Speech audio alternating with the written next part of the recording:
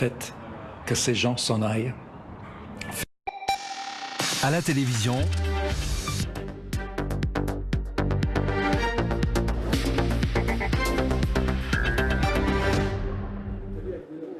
Ça y est, c'est fait, on est en quart de finale de la Coupe du Monde. On a eu chaud jusqu'au bout, que d'émotions pour ce 8e de finale France-Argentine. On a marqué très vite dès la 13e minute, puis les Argentins ont égalisé à la fin de la première partie. Ils en ont même marqué un deuxième juste après la mi-temps. Et puis un tout dernier but, un troisième but il y a quelques minutes pendant la prolongation. Mais finalement, on a gagné, pas pendant la prolongation, juste avant la fin du match. Mais finalement, on a gagné ce match.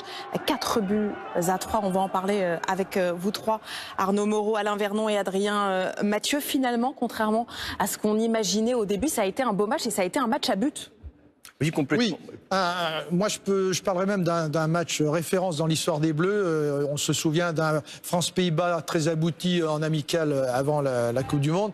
Il y a eu ce France-Allemagne de l'Euro 2016, souvenez-vous, qui était aussi un grand match. Il faut remonter peut-être à 2006 pour voir des France-Allemagne, France-Brésil, France-Espagne aussi très abouti avec Zidane à l'époque. Là, je peux vous dire qu'on a, contrairement à ce que reflète le score, 4-3, ça ne veut pas dire que les Argentins ont été très bons.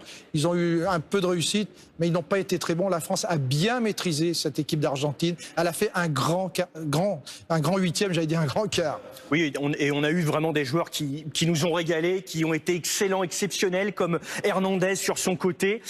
Il a donc conduit à 2 buts, Hernandez, avec des centres absolument magnifiques. Paul Pogba a joué juste, des fois il en fait trop. Là, vous allez voir, ça c'est le but d'Mbappé, magnifique but d'Mbappé. Mbappé qui devient le plus jeune joueur depuis Michael Owen en 98 a marqué 2 buts dans un match de Coupe du Monde. Voilà, il avait déjà ouvert son compteur en phase de groupe, Mbappé, donc 3 réalisations. Et voilà, la France qui marque aujourd'hui plus de buts que dans toute la phase de groupe. Les Français ont vraiment été exceptionnels. C'est difficile d'en citer un, ils ont tous été bons. Hein. Oui, voilà, c'est vrai qu'on peut être rassuré sur toutes les lignes. Peut-être l'aspect mental a été super important. Être mené 2-1 dès la 50e minute, alors qu'on avait tout bien fait jusqu'en première période, on pouvait peut-être s'attendre à ce que l'équipe s'écroule. Et non, finalement, on a dit on calme les choses, on reprend les bases et on a tout bien fait parce qu'on savait qu'on était super à cette équipe d'Argentine, notamment par rapport à la défense qui était assez lente. Et là, on a déroulé notre jeu avec voilà ce superbe but de Pavard. Il faut en parler parce que c'est le premier défenseur à marquer pour l'équipe de France depuis Thuram. Un match référence, comme vous l'avez dit. Maintenant, on va savoir quel est notre adversaire, mais on peut un peu fêter ce 8e de finale très réussi. Voilà, un but de Griezmann sur penalty, un doublé d'Mbappé et un but de Pavard. Voilà donc pour ces 4 buts. On va aller prendre la température du côté des supporters qui, évidemment, on l'imagine, sont euphoriques, sont totalement survoltés. On retrouve Alexandre Jean-Pierre dans un bar de la capitale. On vous avait retrouvé tout à l'heure à la mi-temps. L'ambiance était un peu mitigée. Là, c'est le soulagement total. Ouais, l'ambiance était juste incroyable pour la deuxième mi-temps. On a eu chaud, très chaud même en ce début de deuxième mi-temps parce que l'Argentine marque, il passe devant, puis Benjamin Pavard vient littéralement crucifier les Argentins avec une frappe en pleine lucarne, un missile, et Kylian Mbappé vient confirmer le temps fort des Bleus et ça a fait survolter, triompher tous les supporters de l'équipe de France qui étaient présents aujourd'hui. Ah carrément, on a eu super chaud sur la deuxième mi-temps, surtout à la fin. Mais c'était le feu, c'est un match de folie, c'était vraiment lourd, il y a eu trop de buts, c'est vraiment cool. C'est le match qu'on veut voir, quoi. Est-ce que vous attendiez l'équipe de France à ce niveau-là, en 8e de finale? J'attendais à ce qu'il fasse des choses offensivement, parce qu'on a une équipe capable d'aller de l'avant, de marquer des buts. Kylian Mbappé a été extrêmement bon. Il a été extrêmement bon, il a été extrêmement disponible, Griezmann aussi. Par contre, défensivement, il faudra avoir des choses en quart de finale. Mais on a des bonnes chances de faire de belles choses, je pense. Justement, pour ce quart de finale, la France affronte soit l'Uruguay, soit le Portugal. Le match a lieu ce soir. Voilà, d'après vous, messieurs, quel est le meilleur adversaire pour l'équipe de France, l'Uruguay ou le Portugal? Je dirais l'Uruguay quand même. L'Uruguay pour vous? L'Uruguay aussi, parce que le Portugal, on a un petit passif avec eux et je pense que ça va très très bien défendre.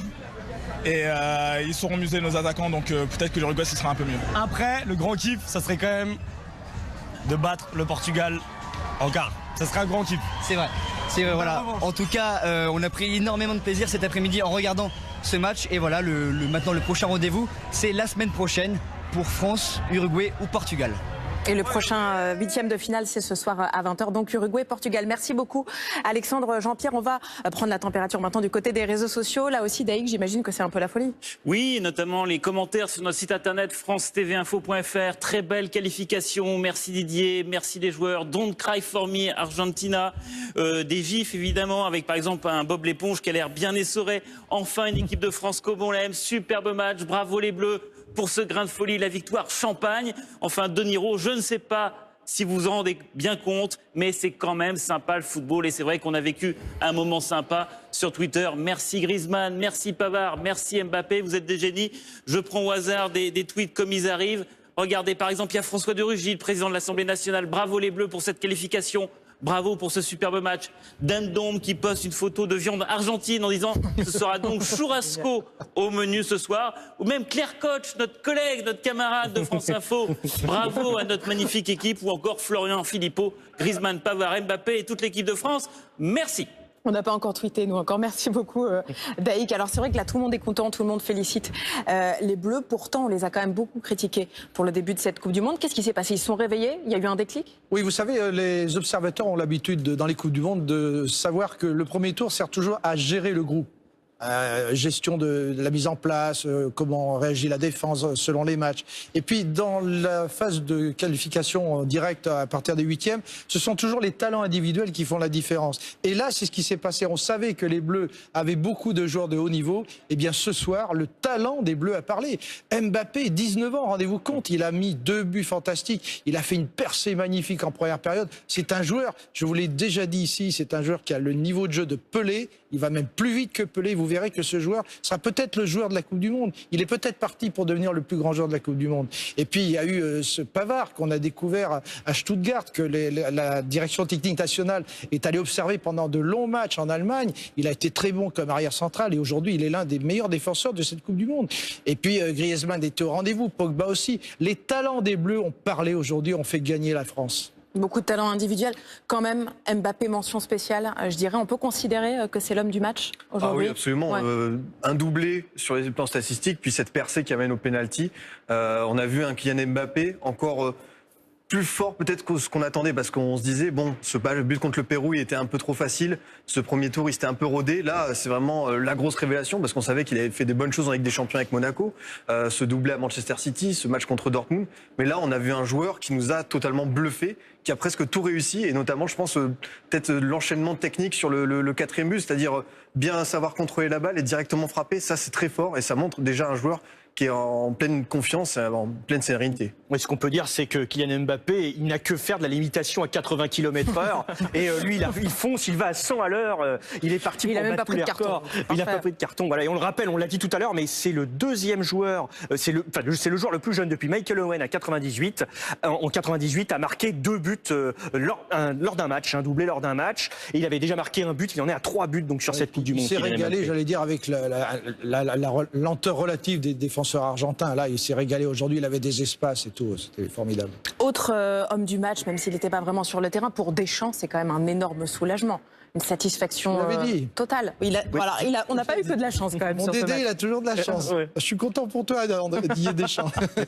Oui, c'est vrai qu'il a su déjà ne pas paniquer, enfin son groupe n'a pas paniqué, parce que c'est vrai que mené 2-1, complètement contre le cours du jeu, les joueurs auraient pu se disperser, auraient pu se démobiliser. Ils ont continué à rester lucides, à rester dans leur plan de jeu, à rien lâcher, ce qui a conduit à cette égalisation venue de nulle part, de Pavard qui marque vraiment un but. Enfin même sur ma PlayStation, j'en marque pas des buts comme ça.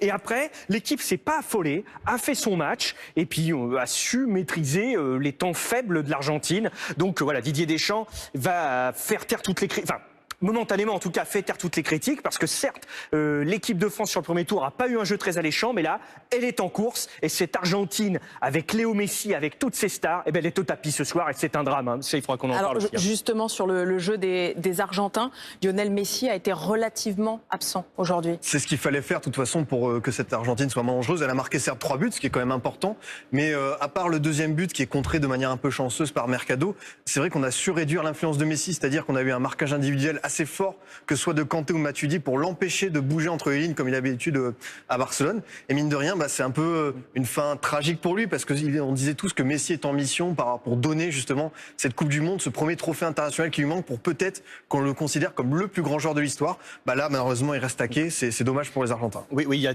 un chiffre très triste concernant Léo Messi. Première occasion du match à la 85e minute. Ça veut tout dire. Et au début, il était trop haut. Il n'a touché aucun ballon. Il n'avait aucune influence sur le jeu. Donc, il a dû redescendre un petit peu pour essayer de toucher un peu plus de ballons. Et puis, là, il sort vraiment par la petite porte, quoi. Voilà. Ouais, c'est vrai que Messi, il a 31 ans, c'est sans doute sa dernière Coupe du Monde. Il avait dit effectivement qu'il arrêtait la sélection avant donc cette Coupe du Monde. Il avait pris une sorte de mini-retraite. Puis tout le monde, notamment les hommes politiques, lui avaient dit il faut revenir. Il revient et là, c'est un échec total. Il a voulu avoir la main mise sur l'équipe, choisir ses coéquipiers, tout choisir. Et puis résultat, au final, l'Argentine est au tapis ce soir. Finalement, Lionel Messi ne devient pas une légende comme il voudrait l'être du football avec ce match. On va revenir justement sur le palmarès et sur le portrait de Lionel Messi. Mais non, on se trompe. Messi. Ah d'accord. Léo Messi. C'est facile. Un petit génie. Il s'appelle Messi.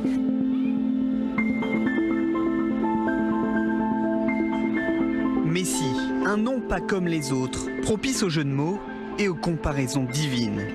Mais avant de se faire un nom, Lionel a dû subir des surnoms. La puce, le nain, autant de références aux problèmes de croissance du gamin de Rosario. Il disait, est-ce que je vais pouvoir grandir? Est-ce que je serai grand? Je vais pouvoir jouer au foot? Et je lui disais en rigolant, oui, tu seras plus grand que Maradona, mais je ne sais pas si tu seras meilleur que lui. Parce qu'à 9, 10 ou 11 ans, personne n'aurait pu s'imaginer ça. Une maladie placée ensuite au cœur d'un conte de fées. La légende raconte qu'avant de devenir une légende, Messi a été forcé de quitter son pays pour pouvoir payer ses hormones de croissance. Le sauveur s'appelle FC Barcelone. Le club aurait financé le traitement du prodige. Je me sens argentin, mais c'est vrai que je dois beaucoup à la Catalogne et au Barça qui m'ont accueilli.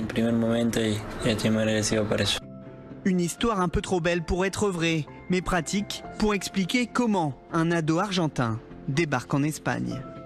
Retenez mon nom, Léo Messi. Un garçon timide, très introverti, mais une pépite sur le terrain, devenu 5 fois ballon d'or, malgré son petit mètre 69, 1 centimètre de plus que Maradona. Dieu, c'est Maradona. Non, on ne peut vraiment pas me comparer à lui, il est unique. Même si le football a changé, Maradona était et restera le meilleur joueur du monde. Aujourd'hui, l'élève a peut-être dépassé le maître. En tout cas, son nom est rentré dans le dictionnaire, immensionante, un adjectif qui fait référence à sa manière de jouer, à sa capacité limitée à se dépasser. Fin de la définition se dit du meilleur footballeur de tous les temps.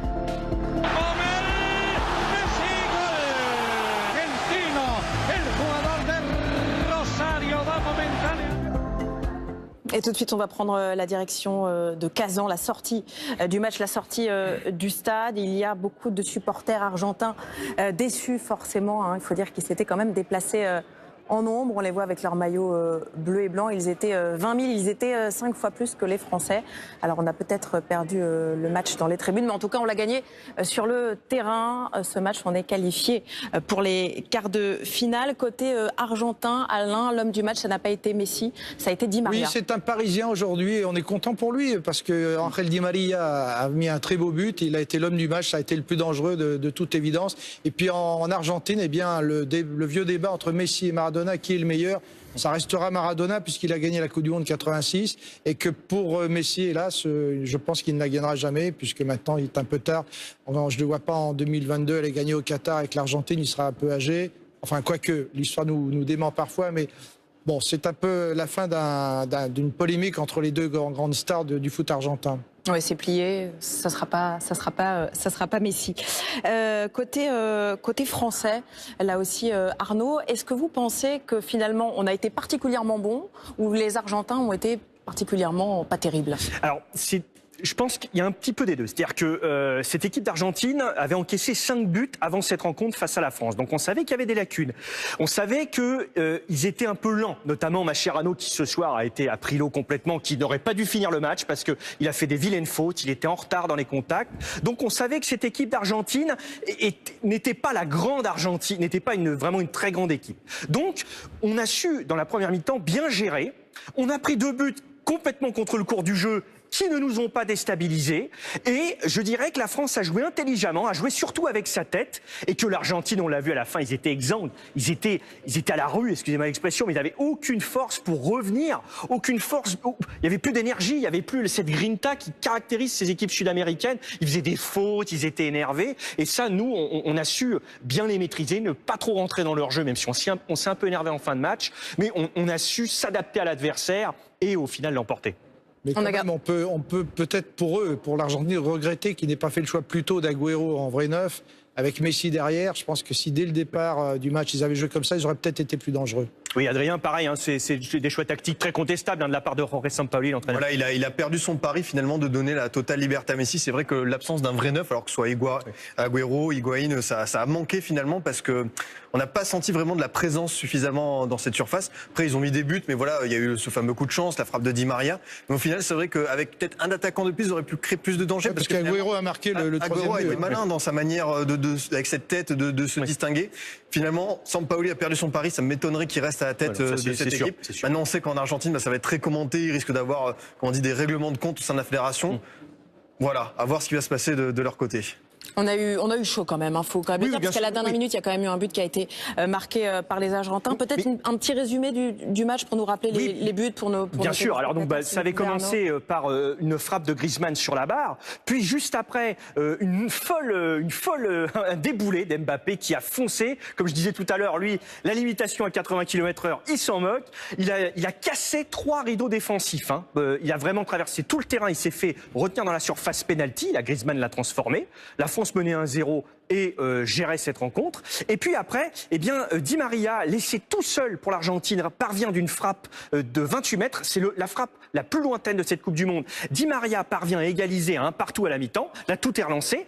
En deuxième mi-temps, au retour des vestiaires, sur un coup du sort, sur un ballon dévié après une frappe de Messi, c'est Mercado, qui, me semble-t-il, qui marque le but du 2-1. Et là, la France ne s'est pas désunie. Et Pavard, après un long ballon, Hernandez s'est battu pour centrer un ballon qu'on pensait sorti. Hernandez centre. Pavard marque une volée venue de nulle part, de partout. Puis après, 2 éclairs à nouveau d'Mbappé pour arriver à 4-2 pour la France. Et en toute fin de match, c'est Kun Agüero qui marque le but du 4-3. Mais c'est bien la France qui est qualifiée et l'Argentine qui est au tapis ce soir. Du côté des réactions, on va retrouver Daïk Odouï. Je vois derrière vous que le président de la République a réagi sur Twitter.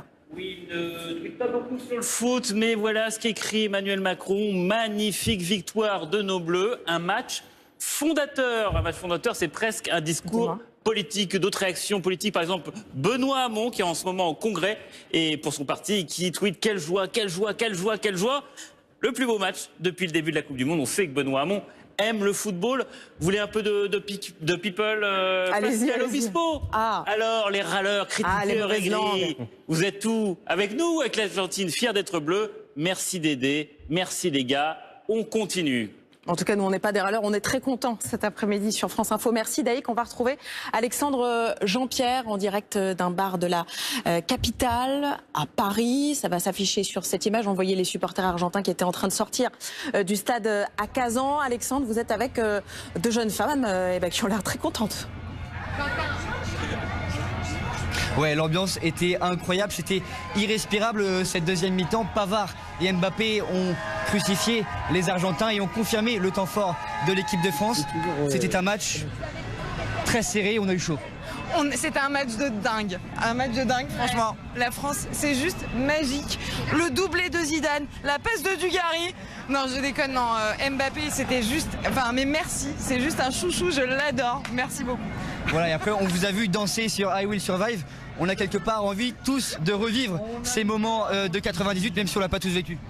Effectivement, moi j'avais 4 ans, donc je me souviens pas bien et j'aimerais qu'il recommence et qu'on retourne en finale. Voilà, et en tout cas, la France affronte maintenant l'Uruguay ou le Portugal. Pour vous, quel est le meilleur adversaire? La France! Ah ouais, la France, ouais, c'est con. Je sais pas, l'Uruguay, je dirais. L'Uruguay, pas mal. Encore affronter l'équipe de l'Amérique du Sud. Voilà, en tout cas, la France est qualifiée en quart de finale. On profite ici, on chante, on danse, c'est magnifique. La France est en quart de finale. La balle en haut, c'est fort. La bonne ambiance, évidemment. On le fait pas, mais c'est vrai qu'on a quand même envie de chanter, nous aussi, sur le plateau de France Info. Merci beaucoup, Alexandre Jean-Pierre, en direct d'un bar de la capitale. Et on va revenir sur ce match ensemble, le résumé du match et des buts en gif avec Mathieu Rapez.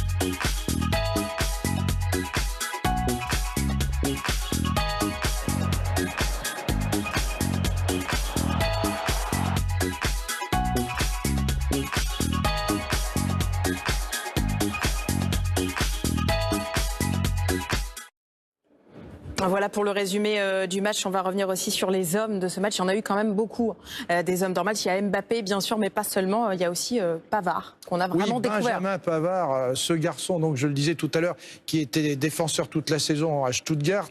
C'est un garçon du Nord, d'une modestie incroyable.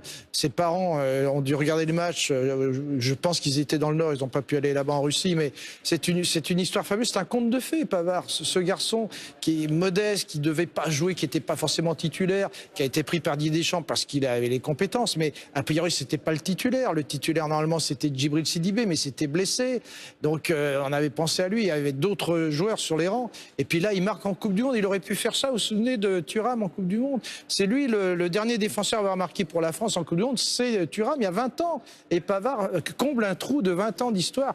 Mais c'est une histoire géniale. Je suis super content pour Benjamin Pavard. Ce garçon, demain, va faire beaucoup de la une des journaux. On va beaucoup parler de lui. Il rentre un peu dans l'histoire lui aussi à sa façon aujourd'hui. Il y a Hernandez aussi qui a joué un rôle important aujourd'hui. Oui, ça c'est vraiment incroyable. C'est que les deux titulaires qui aujourd'hui ont été exceptionnels, donc Hernandez et Pavard, n'étaient pas sentis il y a quelques mois, n'étaient pas pressentis pour jouer cette Coupe du Monde, puisque c'est Sidibé et Mendy qui devaient jouer, mais les deux étaient blessés. Mendy l'est toujours, ou était un peu en méforme, un peu convalescent, et donc Hernandez, on le rappelle, on l'appelle un peu, je vais pas dire en catastrophe, mais on l'appelle pour jouer cette Coupe du Monde. Et là aujourd'hui, mais il s'est battu jusqu'au bout. On pense que les ballons vont sortir, et lui il se bat pour les centrer, pour essayer de récupérer ces ballons. Il fait ça absolument superbement. Donc Hernandez et Pavard, c'est les deux bonnes surprises, les deux latéraux qu'on n'attendait pas et qui vraiment ont brillé aujourd'hui. Et Lucas Hernandez, il connaît, je sais quel adversaire il veut prendre.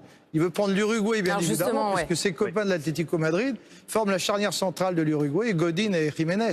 Là, ça va être chaud aussi avec Griezmann, bien sûr, joueur de l'Atlético. Un chiffre, si vous me permettez.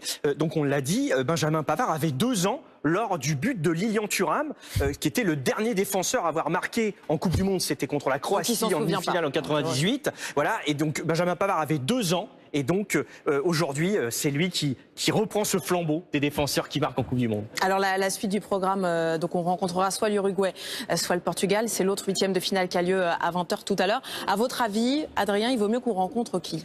Je pense qu'il y a... Quoi qu'il arrive, l'adversaire sera super intéressant. Commençons par l'évidence, le Portugal, la finale de l'Euro 2016. On ne rappelle pas le but d'Eder à 109e minute, les vieux démons. Donc, ce sera l'occasion un peu de prendre la revanche, d'avoir un peu cet esprit de compétition pour rappeler aux Portugais que voilà, normalement, on doit être supérieur au terrain. Et après, l'Uruguay pour un autre style, c'est-à-dire que c'est une équipe qui sait faire le dos rond, sait très bien encaisser et qui a 2 excellents attaquants devant, Luis Suarez de Barcelone et Edinson Cavani du PSG.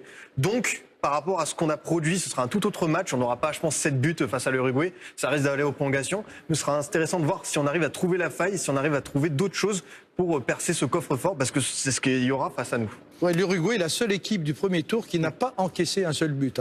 C'est vraiment une équipe défensivement extrêmement solide. Oui, je crois que c'est une des seules équipes à compter 3 victoires sur le premier tour. Donc moi, je pense qu'il vaut mieux prendre le Portugal que l'Uruguay, parce que le Portugal, quand on regarde bien les matchs, premier match 3 partout, avec quand même un peu de chance, de la réussite pour Cristiano Ronaldo, bon, même si ce joueur est hors norme, mais premier match quand même, ils encaissent 3 buts.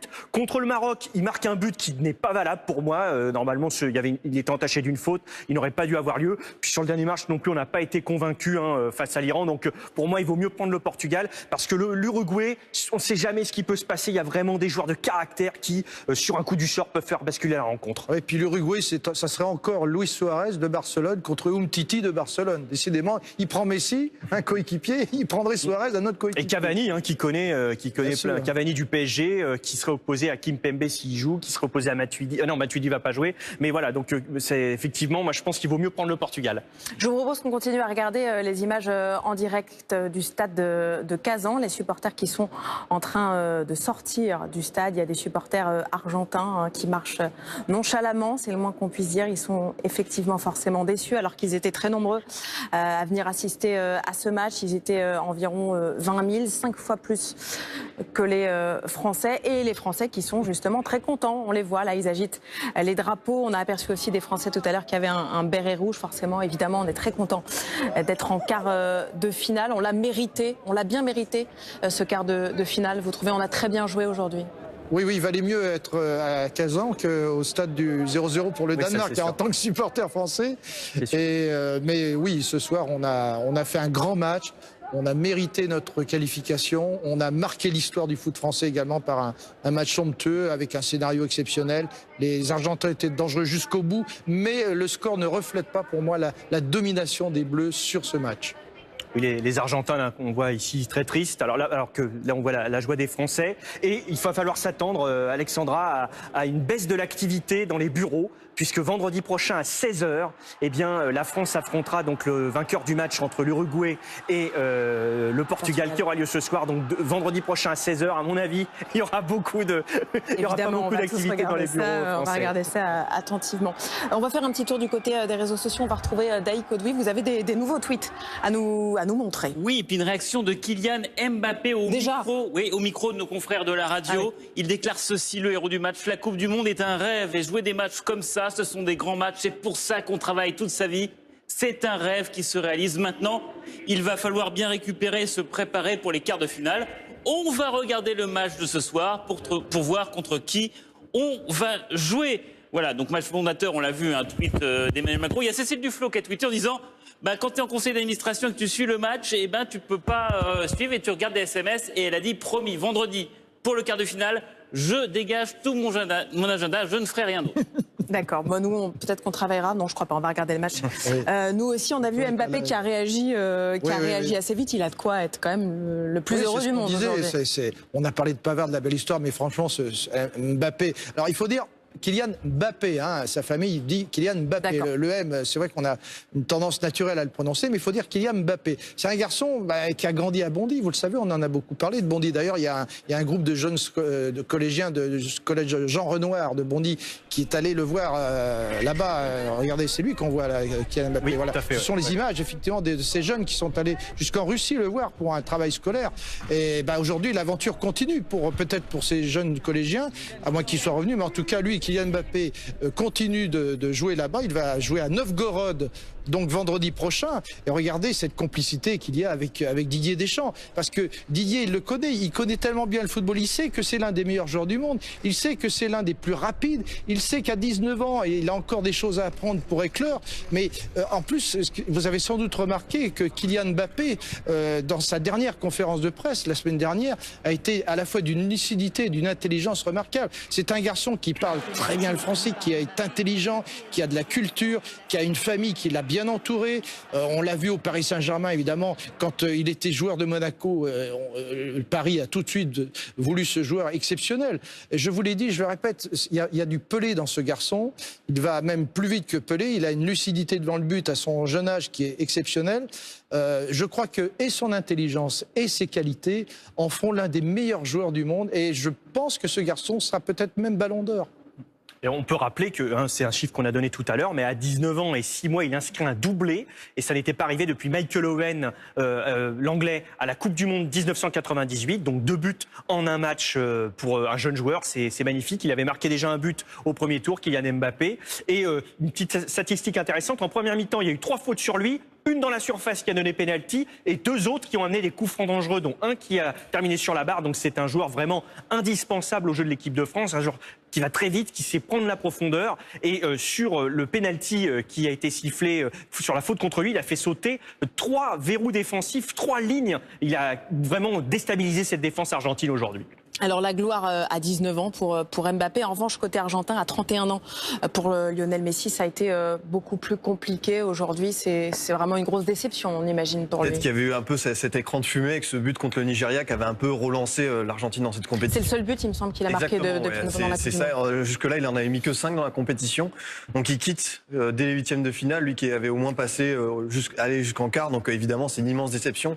Il portait un peu tous les espoirs d'un peu. Peut-être que cette pression était trop grosse pour lui, mais en même temps, on l'a rappelé, avec cette équipe argentine, peut-être qu'il était en autogestion avec un sélectionneur désavoué.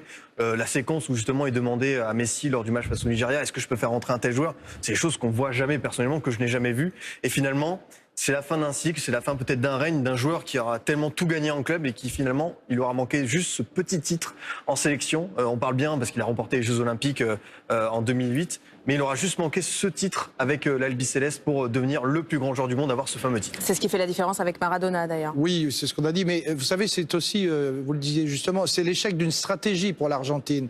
Parce que entre le sélectionneur Sampaoli et Lionel Messi, c'est l'échec de leur stratégie. Ils ont choisi un certain nombre de joueurs autour d'eux, plutôt des amis, des gens qu'ils avaient confiance, mais qui n'étaient pas les meilleurs joueurs.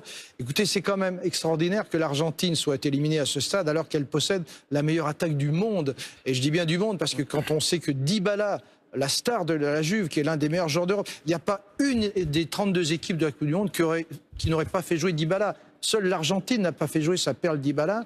Donc l'entraîneur n'a pas été capable de mettre à la fois Dybala, Agüero, Higuaín, Di Maria et Messi dans la même équipe. On n'a jamais vu ça. Il y a des mauvais choix qui ont été faits. C'est l'échec d'une stratégie, c'est un double échec pour l'Argentine, l'échec de Messi, mais l'échec de l'entraîneur, l'échec du couple entraîneur-Messi. C'est ça aussi qui va ressortir dans la presse argentine. Eh bien justement, on va en parler tout de suite avec Daï Kodoui, les premières réactions qui tombent donc dans la presse en Argentine. Les journaux qui sont sélectionnés par nos confrères du web, et c'est l'image de la tristesse de Messi qui est mise en une. Par exemple, Clarine, l'Argentine laisse une triste image et on voit Léo Messi le nez dans le gazon. Autre une, Olé, qui est l'équivalent de l'équipe en Argentine, del sueño a la pesadilla, du rêve au cauchemar, ou encore la Nation pour qui c'est la pire performance pour l'Argentine depuis 2002. Et quelqu'un qui est à Buenos Aires confirme, ici à Buenos Aires, ambiance morose, silence de plomb dans les rues vidées de ses habitants, que d'émotion entre les cris argentins et un cri solitaire à chaque but français. Le mien, merci les Bleus, il y a longtemps que mon cœur ne battait pas aussi vite. Merci beaucoup Daïd. Gueule de bois évidemment du côté des Argentins. En revanche du côté français, bien sûr évidemment les supporters sont hyper heureux. On va en écouter quelques-uns. La folie, le feu, un Mbappé de folie, une équipe de dingue, c'est magique. Là, c'est la vraie magie. Les Argentins étaient en grand nombre dans le stade, mais ont été éteints complètement et on les a plus entendus, ça a été fini. Et on a vu le prochain Messi, il s'appelle Kylian Mbappé. Aujourd'hui, il a porté l'équipe de France à 19 ans et on ne reverra plus Messi, mais on verra Mbappé pendant 10 ans. Bravo Kylian et merci pour Messi. C'était un truc de fou, c'était le plus beau match de la Coupe du Monde pour moi, franchement, honnêtement. L'équipe de France, ils nous ont régalé. Pavard, Mbappé, le plus gros match, 19 ans. C'est un grand joueur. C'est le meilleur. Il est là. Franchement, c'est régalé.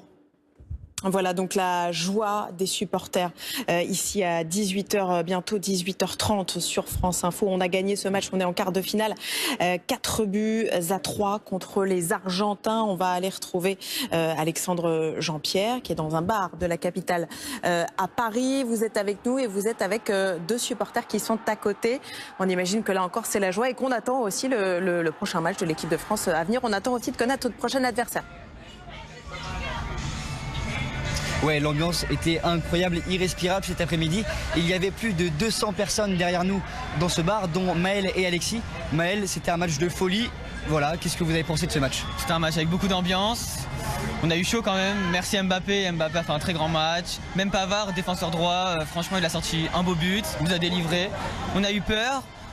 On a quand même maîtrisé notre sujet à la fin. Franchement, c'était un beau match. Alexis, vous avez tremblé aussi pendant ce match? On a beaucoup tremblé.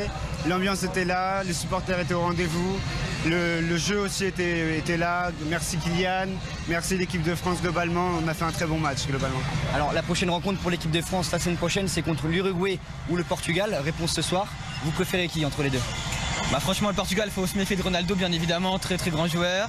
L'Uruguay ont aussi très des bons attaquants comme Cavani et Suarez.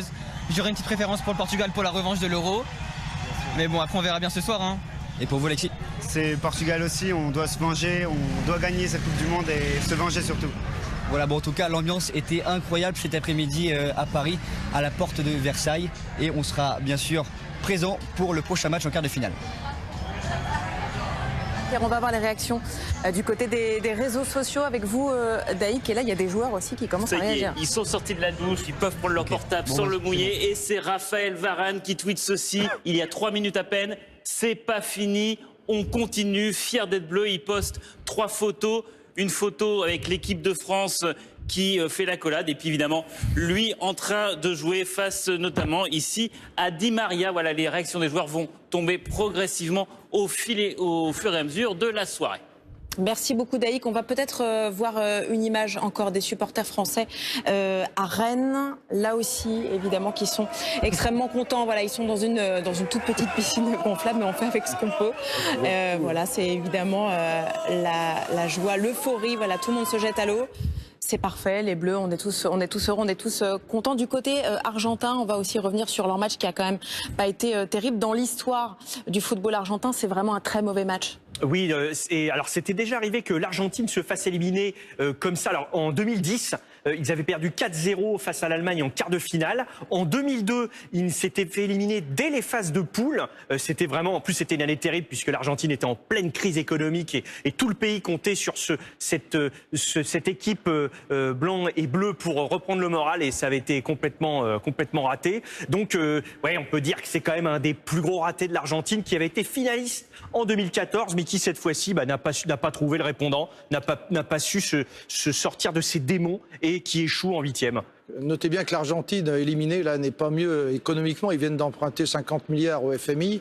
Ils retrouvent les éléments de crise politique et économique. Donc effectivement, ce soir, l'Argentine a beaucoup de raisons d'être triste. C'est vrai que c'est une équipe d'Argentine finalement qui a été conforme à ce qu'on avait vu et ce qu'on attendait, avec en plus un Messi fantomatique. Donc ça... Voilà. On peut revenir, j'en avais parlé tout à l'heure, cette équipe d'Argentine, déjà, elle a peiné à se qualifier, elle a eu énormément de mal, elle n'a pas fait vraiment de très bonne préparation. Jorge Sampaoli, l'entraîneur, n'a jamais trouvé son équipe type. Il a aligné, je crois, sur 15 matchs, il a aligné 15 équipes différentes. Donc on n'avait pas d'équipe type, on n'avait pas de colonne vertébrale. Et puis il y a eu tout un tas de problèmes qui ont émaillé la préparation, notamment, et ça on l'a un peu oublié, un match qui devait se tenir en Israël, un match très polémique, où les joueurs avaient reçu des menaces. Finalement, on n'a pas joué ce match, mais bref, ça fait un match de préparation en moins.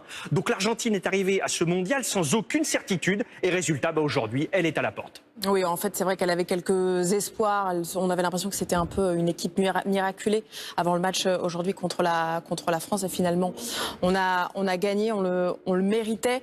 Ce match, on va bientôt aller donc en quart de finale. Est-ce qu'on peut tirer un premier bilan pour l'instant du jeu des Bleus dans cette compétition? C'est hyper paradoxal parce qu'on s'est, on va dire, franchement ennuyé au premier tour. On n'a pas franchement vibré, peut-être à part 10-15 minutes contre le Pérou, mais c'est trop peu sur 270 minutes disputées. Là, on a eu un espèce de festival, un grand spectacle. Je pense que c'est lié déjà à des joueurs qui se sont réveillés, Griezmann, Mbappé, même Pogba derrière qui a été très bon en cassant des lignes avec ses passes. Mais aussi, on va dire, une Argentine peut-être qui était finalement l'équipe la plus faible collectivement des huitièmes de finale. Il faut être réaliste. On savait qu'ils avaient énormément de carences, d'errances défensives par leur lenteur, leur manque de coordination. Et c'est le grand mérite des Bleus d'avoir su l'exploiter. D'entrée, on l'a vu, la première percée d'Mbappé qui a été fulgurante. Voilà, on mérite cette victoire largement. On va regarder un peu des images en direct. Oui, ce sont des Monégasques que l'on voit. Non, c'est des Monégasques. Monaco, l'ancien club de Kylian Mbappé, évidemment. Et on comprend qu'il y a beaucoup de Monégasques qui sont allés là-bas jusqu'à Kazan. Après, il va falloir qu'ils se déplacent à Novgorod vendredi prochain. Je ne sais pas s'ils auront les moyens de rester une semaine, ces supporters en Russie, parce qu'il faut quand même dire que pour les supporters, ça a été un déplacement coûteux, entre le transport et les hôtels. C'était coûteux pour les irrésistibles, c'est leur surnom. Il y a toujours Clément d'Antibes, avec son coq, là. Vous vous souvenez de lui, il est dans toutes les Coupes du Monde, et cela, je crois qu'on a vu beaucoup de Monégasques, en tout cas, ici. On va en écouter quelques-uns, d'ailleurs, des supporters. On aimerait être à leur place. Non, on ne va pas les écouter. Pardon, non mais... On peut dire, ce qu'on peut dire, c'est que... voilà, c'est la joie des supporters. Et ce qu'on peut dire, c'est que c'est une Coupe du Monde bien organisée, avec un bon accueil, parce qu'on avait peur. Il y avait eu des heurts en 2016 à l'Euro en France entre les hooligans russes et des supporters français ou même des gens dans le public. Là, il y a vraiment très peu d'incidents qui nous... Bon, il y a peut-être des petits problèmes, mais en tout cas, rien de très gros qui nous soit parvenu. L'accueil est bon. Il semble que les supporters soient bien accueillis. Notamment, on crée des bars spécialement pour eux. Il y a des fan zones. Donc, voilà, tous les hooligans sont cloîtrés chez eux. De toute façon, s'ils sortent, ils perdent leur emploi et ils vont en prison. Donc là, de toute manière, Vladimir Poutine et sa poigne de fer à limiter les troubles liés aux hooligans. Et on peut dire que c'est une Coupe du Monde réussie au niveau de la sécurité, au niveau de l'accueil. Tous les échos de nos reporters sur place l'ont dit. Il y a beaucoup de bénévoles. Il y a beaucoup de qualité dans l'accueil, dans les stades. Il y a eu...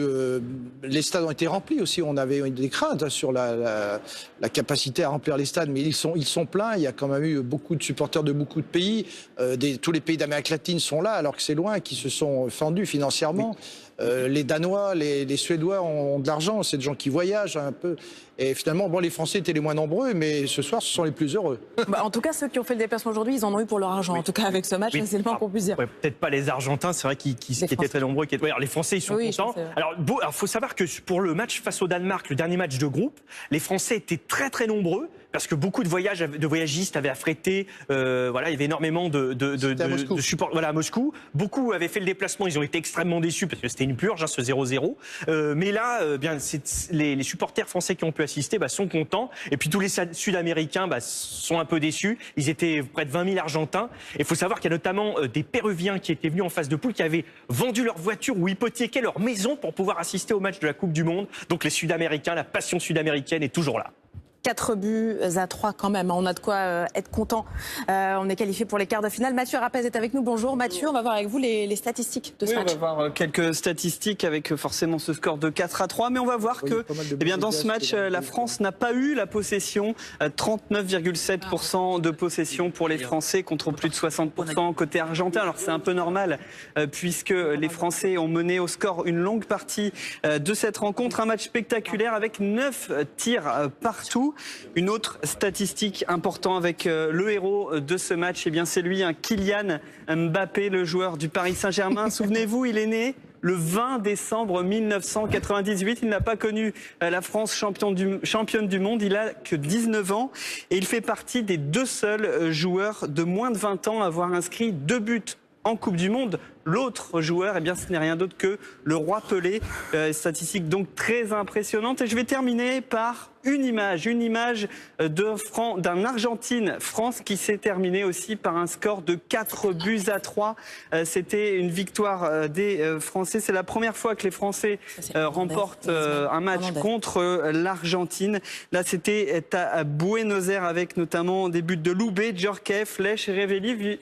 Score 4-3, visiblement, c'est le score entre la France et l'Argentine. Merci beaucoup Mathieu pour ces statistiques. On va regarder une petite image, voilà, une petite photo volée à Lucas Hernandez et aussi à Antoine Griezmann. Voilà, petite photo d'après-match dans les vestiaires. Évidemment, grosse satisfaction pour l'équipe de France. Hernandez qui a joué un rôle crucial dans ce match et Antoine Griezmann qui a aussi marqué un but sur penalty. Alors on l'a vu tous les trois dans les statistiques aussi de ce match. Globalement, ça a été un match qui a été totalement maîtrisé aujourd'hui par les Français. Oui, alors voilà, on va revenir avec Alain et puis Adrien sur le scénario de ce match. Les 2 mi-temps ne se sont pas du tout ressemblés. La première mi-temps, donc la France domine son sujet. Dès le départ, elle est incisive. Un coup franc sur la barre pour Antoine Griezmann. Kylian Mbappé qui va casser toutes les lignes de la défense argentine, qui traverse le terrain, qui est retenu, faute dans la surface. Penalty transformé par Antoine Griezmann et 1-0. La France gère. Malgré tout, la France fait une erreur en laissant Di Maria tout seul qui va marquer le but du 1-partout. À la mi-temps, il y a 1-partout et on se dit que c'est un peu volé. L'Argentine ne le mérite pas trop. Au retour des vestiaires, c'est le coup dur pour les Français. Une petite erreur de marquage et une déviation vraiment chanceuse de Mercado pour l'Argentine qui marque le but du 2-1. Et puis après, c'est le festival, la folie, la démesure. Hernandez qui délivre des centres magnifiques. Une volée extérieure de Pavard et on en est à 2-partout.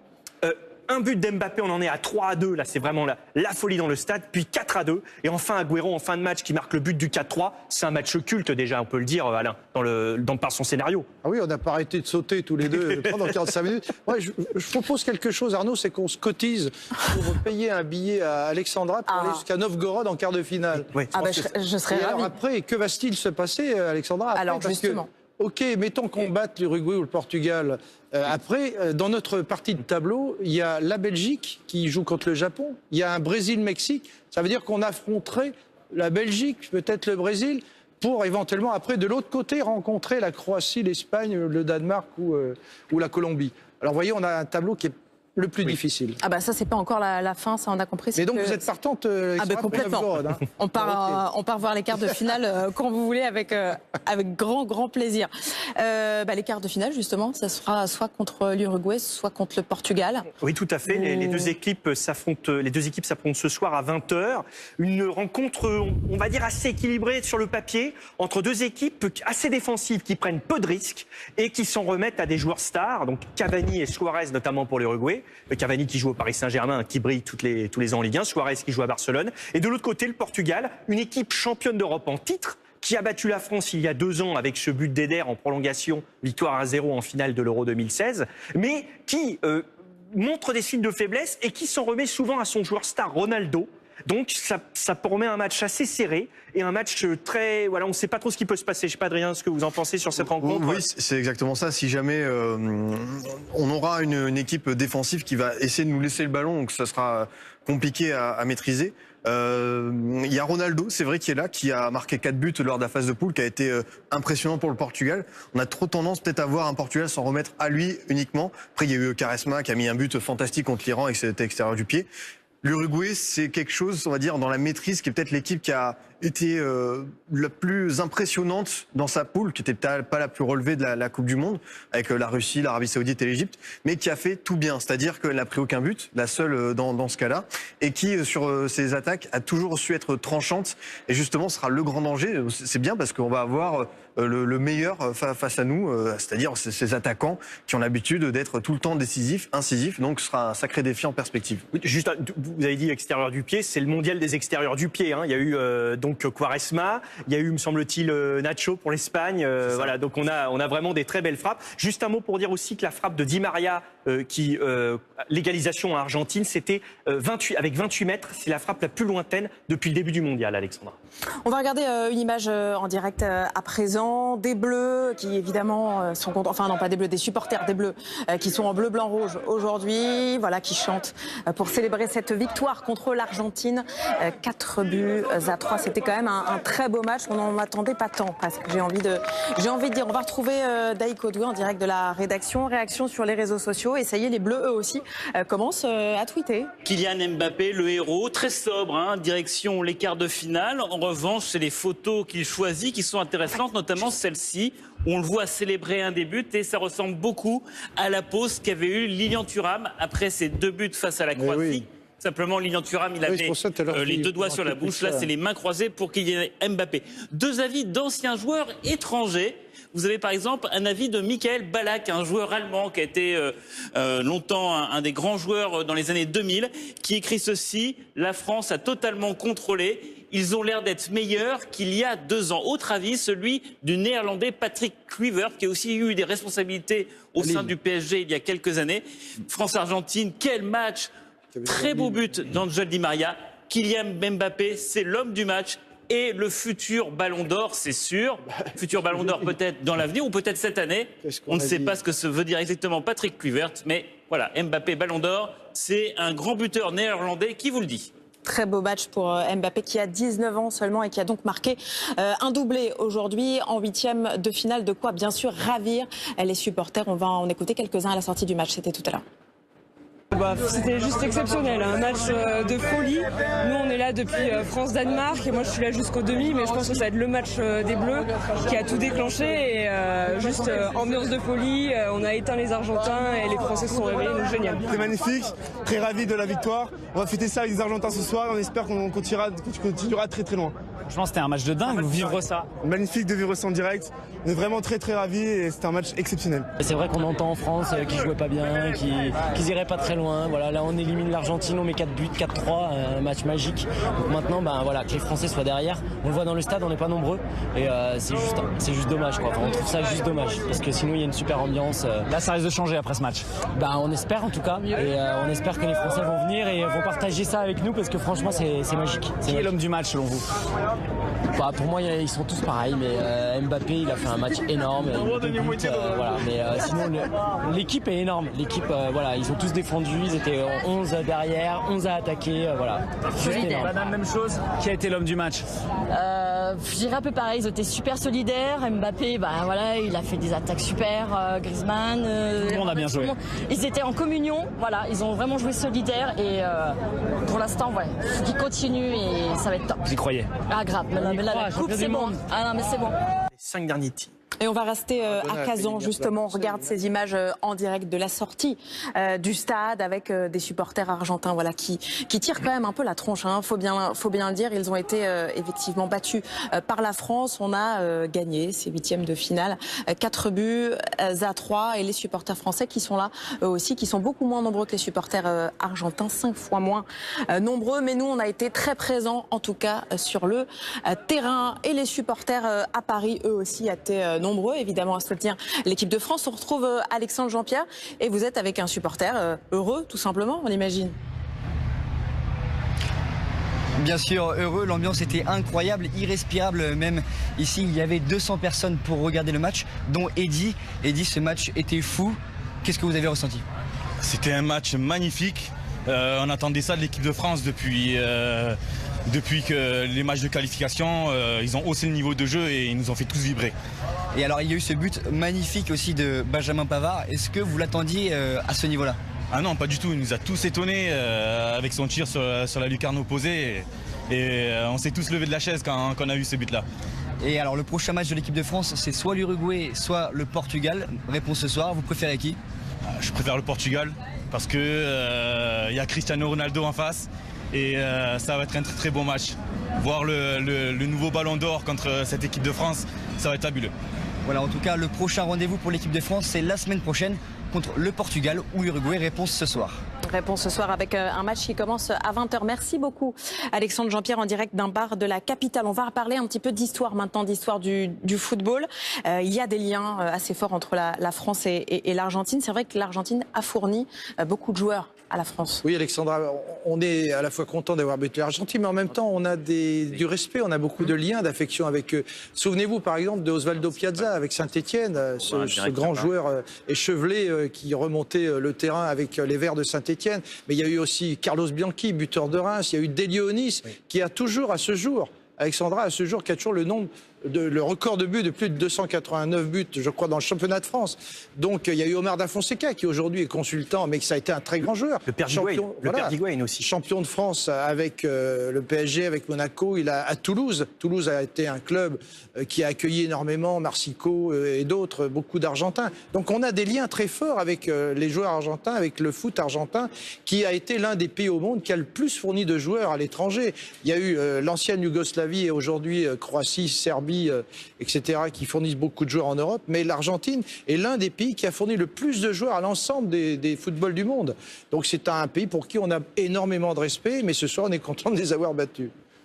On va revenir aussi sur les... Vous vouliez dire quelque chose, non, sur Mbappé, oui, c'est vrai que juste pour finir sur l'Argentine, il y a aussi le père d'Higuaín, parce que Gonzalo Higuaín, l'Argentin, qui évoluait dans cette franco-argentin, qui évoluait aujourd'hui, son père donc a joué à Brest. D'ailleurs, il est né à Brest, Higuaín, et effectivement, il y a eu aujourd'hui Di Maria qui joue au PSG. Et puis Trezeguet, n'oublions pas David Trezeguet. Donc lui, le papa lui a dit à David Trezeguet, il a joué en France, il a été professionnel, il lui a dit, toi tu vas rester français parce que ton avenir est là.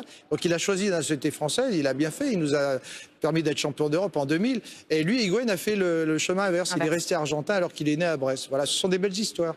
Sur toujours les hommes de ce match et les statistiques, Mbappé qui a été très présent. Notamment. Mbappé, on le rappelle, à 19 ans et 6 mois, on va le voir, on va voir qu'il a marqué. Il a marqué un doublé, Mbappé, magnifique, vous voyez ici. Hop, le gardien Armani a été dépassé sur ce match aussi, on n'en a pas trop parlé, mais le gardien argentin a été dépassé. Mbappé, c'est incroyable. Il est, depuis Michael Owen en 98, le plus jeune joueur à 19 ans et quelques mois à marquer un doublé en Coupe du Monde, Kylian Mbappé. Et sur ses 5 derniers tirs, il a marqué 3 buts. C'est donc absolument énorme. Et puis un mot aussi pour dire que à chaque fois que la France a ouvert la marque en Coupe du Monde, eh bien, elle l'a emporté dans les matchs à élimination directe. Et puis, à chaque fois que Griezmann a marqué, eh bien, la France n'a pas perdu. Elle est sur un bilan avec Griezmann de 17 victoires et 2 nuls. Alors il y a eu Mbappé qui a été très présent pendant ce match, mais pas seulement. Il y a aussi eu Pavard qui a été très surprenant. Alors voilà, je pense que le grand public, on demandait à la majorité, est-ce que vous connaissez Benjamin Pavard? Je pense que personne ne pouvait dire, je vois très bien qui c'est. C'est vrai qu'il est parti très jeune de Lille, qu'il a vendu à Stuttgart. Il a d'abord fait une première année en 2e division allemande, la Bundesliga, avant d'évoluer cette saison dans l'élite du football allemand. Il a été vraiment remarquable dans son jeu. Il faut savoir qu'il évolue en défense centrale là-bas, dans un système à 3. Didier Deschamps l'a utilisé comme un latéral droit, donc ça pouvait dire qu'est-ce qu'on fait, est-ce que c'est une expérimentation? Non, parce qu'il sait qu'il a énormément de garanties défensives. C'est quelqu'un qui est très appliqué, très concentré dans son jeu. En Allemagne, on en parle comme d'un joueur qui pourrait évoluer au Bayern l'an prochain, parce que c'est vrai qu'il a fait des progrès fulgurants. Évidemment, vous le rappeliez, c'est cette belle histoire, ce conte de fées avec ce but, cette reprise de volée. Enfin, de me souvenir, mon jeune âge, je n'ai jamais vu un tel but en Coupe du Monde marqué par un bleu, parce que finalement, il y a le latéral gauche qui centre, à savoir Lucas Hernandez, de manière presque en rupture totale. On s'attendait à ce qu'elle centre, et lui derrière qui fouette sa balle avec cette trajectoire vraiment qui va presque contourner pour revenir vers le second poteau. C'est un but qui est fantastique, et pour lui, c'est vraiment, ça lance son aventure internationale. C'est un but qui est totalement similaire avec le fait qu'il était beaucoup plus loin, mais à celui de Nacho avec l'Espagne contre le Portugal, le 3-3 du premier match. C'est un but qu'il a effectivement où il se couche, il fouette bien son ballon, qui prend du coup de pied et le ballon part rectiligne, et vraiment c'est magnifique. Là. On n'a pas trop parlé de Giroud pour l'instant depuis le début de ce débrief. Qu'est-ce que vous pensez de la performance de Giroud aujourd'hui? Alors malheureusement, il est un peu tombé dans le piège en fin de match. Il a écopé d'un carton jaune puisqu'il y a eu des provocations notamment de la part d'Otamendi, le défenseur. Alors il fait quand même une très belle passe sur le but d'Mbappé, Giroud, mais c'est vrai que on pensait qu'il y aurait beaucoup de remises. On le chercherait de la tête et lui, il remiserait sur Mbappé ou sur un autre joueur, Griezmann notamment. Là, ça a été moins son jeu. C'était plus un jeu de la France. On est beaucoup parti en contre avec la flèche Mbappé. Mais Giroud, il a quand même fait son match. Il était précieux sur des passes, sur quelques remises. Mais on ne s'attendait pas du tout à un emploi d'Olivier Giroud comme ça dans le jeu, en tout cas. On n'a pas évoqué non plus notre goal, Lloris. On a quand même encaissé 3 buts aujourd'hui. Il a été, je crois, un petit peu surpris sur le tir de Di Maria et sur le but qu'on encaisse. Mais Hugo Lloris n'a pas été vraiment inquiété aujourd'hui. Les Argentins n'ont pas, même s'ils marquent 3 buts, mais il y a eu un but de loin, un but un peu par accident, et puis le dernier parce qu'il y avait un peu de relâchement des Bleus. Mais bon, Hugo Lloris n'a pas été vraiment inquiété aujourd'hui. On ne va pas le juger. En effet, on ne peut pas juger la performance d'Hugo Lloris sur un match comme ça, où effectivement, en fin de match, de toute façon, les Argentins poussaient. Donc c'est pas illogique qu'on prenne un but en toute fin de match. Il y a un but où le joueur la touche et il est pris à contre-pied. Bon, ça c'est l'accident. À la limite, il fallait peut-être marquer. C'est plus de la faute des défenseurs. Et puis le but de Di Maria, il peut pratiquement rien faire. Personne ne monte sur Di Maria. Di Maria déclenche une frappe, je le rappelle, 28 mètres, la frappe la plus lointaine marquée depuis le début de la Coupe du Monde. Mais personne ne vient presser Di Maria. S'il y avait eu un bon pressing sur Di Maria, il n'y aurait pas eu ce but. On va retourner voir Daïk Odoui pour les réactions sur les réseaux sociaux. Daïk, qu'est-ce qu'il y a de nouveau? Une image sélectionnée par nos confrères du site internet de France Info. Les champs qui commencent à être envahis, c'est un grand mot, mais en tout cas, il y a quand même du monde. Voilà, la circulation est coupée. On retrouve un peu le parfum de 1998, quand les Français, après chaque victoire, allaient sur les Champs-Élysées. Ça avait commencé en quart de finale. Mais on voit qu'il y a un élan populaire. On voit que ce match, cette victoire, marque le début d'un élan populaire de la France et des Français pour cette Coupe du Monde, de soutien à leur équipe. Voilà, on peut dire que la Coupe du Monde est vraiment lancée. Donc le prochain match, vendredi, là, il va y avoir beaucoup plus de communion encore du pays. Un élan populaire, c'est vrai qu'on commence à y croire en fait en cette équipe de France, et c'est d'ailleurs des supporters qui vont nous le dire. On va écouter leur réaction, c'était tout à l'heure juste après la fin du match. C'était fantastique ce soir, c'était magique. C'était formidable, c'était un super match. On n'était pas beaucoup de supporters, environ 3000 je crois, contre des milliers de supporters argentins, et on a gagné. C'était une super victoire pour la France et on est vraiment vraiment fiers. Bravo les Bleus et bravo Mbappé. Je me suis régalé, et voilà, donc on est venu, Danemark c'était moyen, et là c'était super, donc on s'est régalé. Vous avez vibré, c'est quoi la plus belle émotion, le moment incroyable? Ouais, tout, les buts successifs, ça n'a pas arrêté, donc ça c'est tac tac. Et voilà, super. Franchement, un match magnifique, magnifique, incroyable. C'était un match incroyable. La folie. Je n'ai plus de voix, je me suis cassé la voix. On n'a plus de voix, c'est phénoménal. On a fait un gros chemin. Si on arrive à battre l'Argentine, on peut aller très très loin. Du jour. Voilà, réaction au micro de Jocelyn Debro, les Bleus qui sont donc montés en puissance. Leur préparation physique, elle a changé? Oui, il faut tenir compte de ça. Le premier tour, comme le Brésil d'ailleurs, les joueurs paraissaient peut-être fatigués, même Griezmann semblait fatigué. Or, il faut bien comprendre qu'en Coupe du Monde, ça dure un mois. Les préparateurs physiques des sélections préparent les joueurs pour être au top à partir des huitièmes de finale. Et là, cette année, les Bleus ont engagé un préparateur physique qui s'appelle Grégory Dupont, qui est une sommité dans le milieu du football et en Ligue 1 et qui est très connu. C'est un espèce de chercheur de la prépa physique. Il a travaillé même pour des universités anglaises, etc. Il donne des cours. C'est un monsieur qui est très respecté, un jeune préparateur physique. Mais Didier Deschamps l'a évidemment pris avec lui et il fait, je pense, que son travail est en train de payer auprès des Bleus. Et puis une note un peu plus légère, c'est Jeff Tuch, le surnom de Benjamin Pavard. On peut dire que Jeff Tuch avait mangé des frites aujourd'hui. Voilà, lui qui est moqué, Benjamin Pavard qui est surnommé Jeff Tuch Jeff Tuch, je vais arriver à le dire, au sein du groupe, et il avait la frite aujourd'hui et il nous marque un but venu d'ailleurs, et rien que pour ça on le remercie. Voilà, c'est l'un des plus beaux buts du mondial.